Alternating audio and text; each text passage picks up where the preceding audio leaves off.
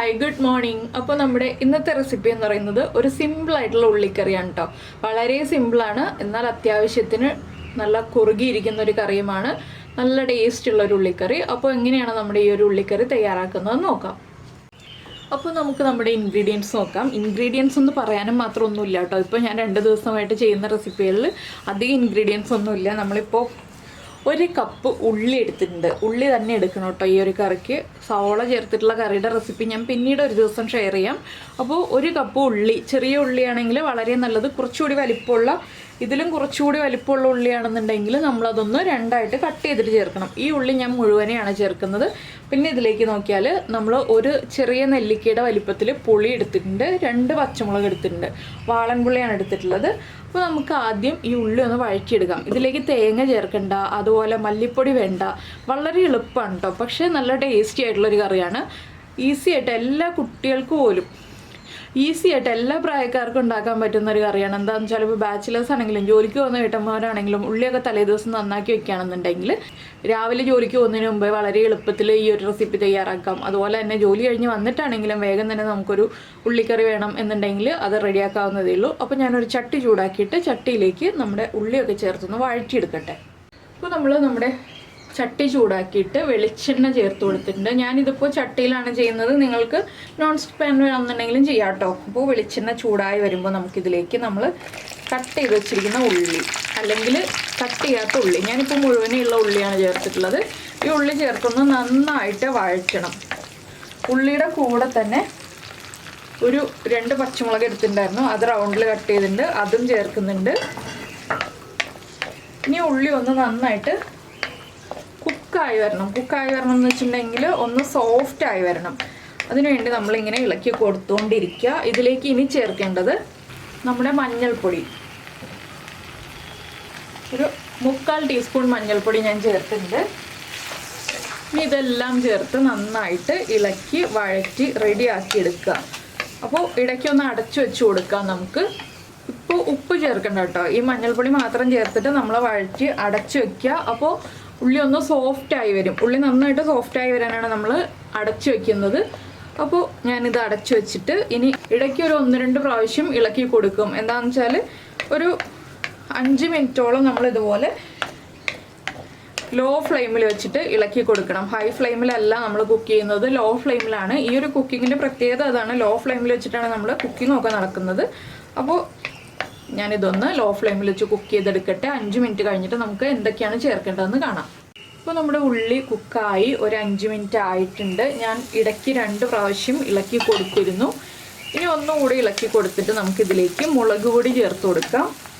അപ്പോൾ പച്ചമുളകിൻ്റെ എരിവുണ്ടാവും, ഒപ്പം തന്നെ നമ്മുടെ മുളക് പൊടിയുടെ എരിവുണ്ടാവും. അപ്പോൾ അതനുസരിച്ച് നമ്മൾ മുളക് പൊടിയുടെ അളവ് തീരുമാനിക്കുക. ഞാനിപ്പോൾ ഒരു 3/4 ടീസ്പൂണാണ് ചേർക്കുന്നത് എരിവുള്ള മുളക് പൊടി. കാശ്മീരി ചില്ലി പൗഡർ ആണെങ്കിൽ 1/4 ടീസ്പൂൺ വരെ ചേർക്കാം. ഇനി മുളക് പൊടിയും കൂടി ഒന്ന് കുക്കായി വരുന്നത് വരെ നമ്മൾ വീണ്ടും ഒന്ന് ഇളക്കി കൊടുക്കുക. നല്ല ചൂടെണ്ണ ആയതുകൊണ്ട് തന്നെ വേഗം തന്നെ മുളക് പൊടി കുക്കായി വരും. ഉള്ളി ഇത് കണ്ടോ, ഉള്ളി സോഫ്റ്റായി വരുന്നുണ്ട്. ഇനി നമുക്കിതിലേക്ക് നമ്മൾ എടുത്ത് വെച്ചിരിക്കുന്ന പുളി ഉണ്ടല്ലോ, പുളി കുറച്ചധികം വെള്ളത്തിൽ കലക്കിയിട്ട് നമ്മുടെ ഈ ഉള്ളിയുടെ മിക്സിലേക്ക് ചേർത്ത് കൊടുക്കാം. അപ്പോൾ മുളക് പൊടി ചേർക്കുമ്പോൾ എപ്പോഴും ഫ്ലെയിം കുറച്ച് വയ്ക്കുക, അത് പ്രത്യേകം ശ്രദ്ധിക്കുക. ഇനി നമുക്ക് നമ്മുടെ പുളി ചേർത്ത് കൊടുക്കാം. ഒപ്പം തന്നെ ഞാനൊരു 1/2 കപ്പ് വെള്ളവും കൂടി ചേർക്കുന്നുണ്ട്. ഇനി ഇതൊന്ന് നന്നായിട്ട് തിളക്കട്ടെ. ഇനി നമുക്ക് ഫ്ലെയിം കൂട്ടി വയ്ക്കാം. നന്നായിട്ട് തിളച്ചതിന് ശേഷം നമുക്ക് ബാക്കിയുള്ള കാര്യങ്ങൾ ആഡ് ചെയ്ത് കൊടുക്കാം. ഇപ്പോൾ ഉപ്പ് ചേർത്ത് കൊടുക്കാം. നമ്മുടെ കറിക്ക് ആവശ്യമായിട്ടുള്ള ഉപ്പ് കുറച്ച് ചേർക്കാം, പിന്നീട് നമുക്ക് ആവശ്യമാണെങ്കിൽ വീണ്ടും ചേർത്ത് കൊടുക്കാം. അപ്പോൾ ഇതൊന്ന് തിളച്ച് ചെറുതായിട്ടൊന്ന് കുറുകി വരണം കേട്ടോ, ഒരുപാട് കുറുകണ്ട. ചെറുതായിട്ടൊന്ന് കുറുകി വരുമ്പോഴാണ് നമ്മൾ ബാക്കിയുള്ള കാര്യങ്ങളൊക്കെ ആഡ് ചെയ്യുന്നത്. അപ്പോൾ ഇനി നമ്മുടെ കറി ഒന്ന് തിളച്ച് കുറുകി വരട്ടെ. അപ്പോൾ നമ്മുടെ ഉള്ളി നന്നായിട്ട് വെന്ത് തിളച്ച് വന്നിട്ടുണ്ട്. ഇനി നമുക്കിതിലേക്ക് ചേർക്കേണ്ടത് നമ്മുടെ ശർക്കര, ഒരു കുഞ്ഞ് പീസ് ശർക്കര, അല്ലെങ്കിൽ ഒരു 1/2 ടീസ്പൂൺ ശർക്കര, ടീസ്പൂൺ അളവിൽ പറയുകയാണെങ്കിൽ. അപ്പോൾ ശർക്കരയും ചേർത്തിട്ടുണ്ട്. ഇനി ഇത് തിളയ്ക്കുമ്പോൾ നമുക്കിതിലേക്ക് വേറൊരു കാര്യവും കൂടി ചേർക്കാനുണ്ട്. എന്താണെന്ന് വെച്ചാൽ നമ്മുടെ കറി ഒന്ന് തിക്കായിട്ട് വരണ്ടേ. ഇതുപോലെ ഇരുന്നുണ്ടെങ്കിൽ നമുക്ക് ചോറിലൊഴിച്ച് കഴിക്കാൻ ബുദ്ധിമുട്ടല്ലേ. അപ്പോൾ കുറച്ച് തിക്കായിട്ട് വരാനായിട്ട് നമുക്ക് 1-2 കാര്യങ്ങളൊക്കെ ചേർക്കാനുണ്ട്.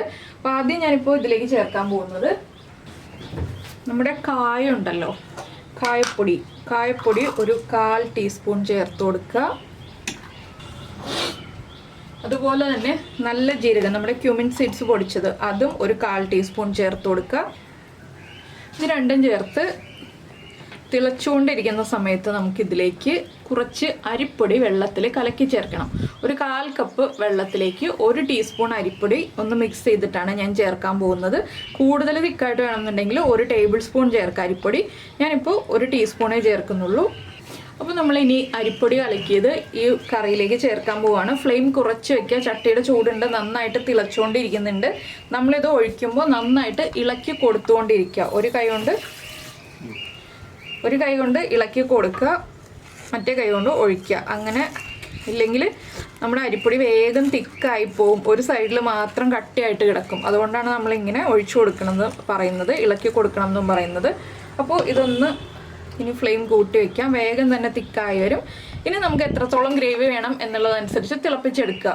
കൂടുതൽ ഗ്രേവി വേണമെന്നുണ്ടെങ്കിൽ കുറച്ച് കൂടുതൽ സമയം തിളപ്പിക്കുക. ചെറിയ അളവിൽ മാത്രം ഗ്രേവി മതിയെന്നുണ്ടെങ്കിൽ കുറച്ച് സമയം തിളപ്പിക്കുക. അപ്പോൾ നമ്മുടെ കറി പെർഫെക്റ്റ് ആയിക്കോളും. ഇനി ഉപ്പൊക്കെ ചെക്ക് ചെയ്യുക. ഉപ്പ് കുറവാണെങ്കിൽ ഉപ്പ് ചേർത്ത് കൊടുക്കുക. എരിവ് കുറവാണെങ്കിൽ 1-2 പച്ചമുളക് ചേർത്ത് കൊടുക്കുക. അതുപോലെ തന്നെ പുളി കുറവാണെങ്കിൽ പുളി ചേർത്ത് കൊടുക്കാം. പുളി കൂടുതലാണെന്നുണ്ടെങ്കിൽ ശർക്കര കുറച്ചുകൂടി ചേർത്ത് കൊടുക്കാം. അതൊക്കെ നമ്മുടെ ഇഷ്ടത്തിനനുസരിച്ച് ഇനി വ്യത്യാസം വരുത്താം. ഇനി നമ്മുടെ കറി ഒന്ന് തിളച്ചൊന്ന് കുറുകി വരട്ടെ. ഇപ്പോൾ നമ്മുടെ കറി കണ്ടോ, ഇതാ തിക്കായി വരുന്നുണ്ട്. ഇപ്പോൾ കുറച്ച് ലൂസായിരുന്ന കറി തിക്കായി വന്നിട്ടുണ്ട്. ഞാനപ്പോൾ ഇത്രയും വെച്ചിട്ട് ഫ്ലെയിം ഓഫ് ചെയ്യണം. എന്താണെന്ന് വെച്ചാൽ ഒരുപാട് കുറുക്കി എടുക്കുന്നില്ല. ഈ ചട്ടിയുടെ ചൂടിലിരുന്നിട്ട് വീണ്ടും കുറുകി വരും. അതുകൊണ്ട് തന്നെ കുറച്ച് കഴിയുമ്പോൾ നല്ല തിക്കായിട്ട് വന്നോളും. ഞാൻ ഈ ഒരു രീതിയിലാണ് ഈ കറി എടുക്കുന്നത്. ഇനി നമുക്ക് ഫ്ലെയിം ഓഫ് ചെയ്തതിന് ശേഷം ഇതിലേക്ക് വറവൊക്കെ ചേർക്കാം. വറവ് ചേർക്കുമ്പോൾ 1-2 കാര്യങ്ങൾ ഇതിലേക്ക് എക്സ്ട്രാ ചേർക്കാനുണ്ട്. സാധാരണ വറവ് ചേർക്കുന്ന പോലെയല്ല.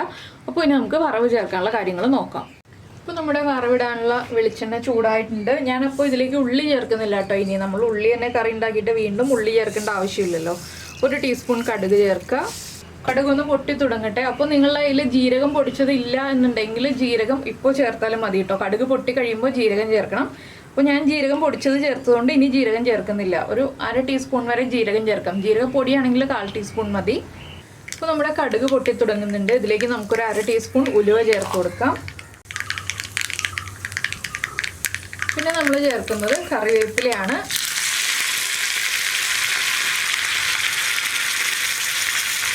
ഇതിലേക്ക് ഇനി ഒരു 3 വറ്റൽമുളകും കൂടി ചേർത്ത് കൊടുക്കാം.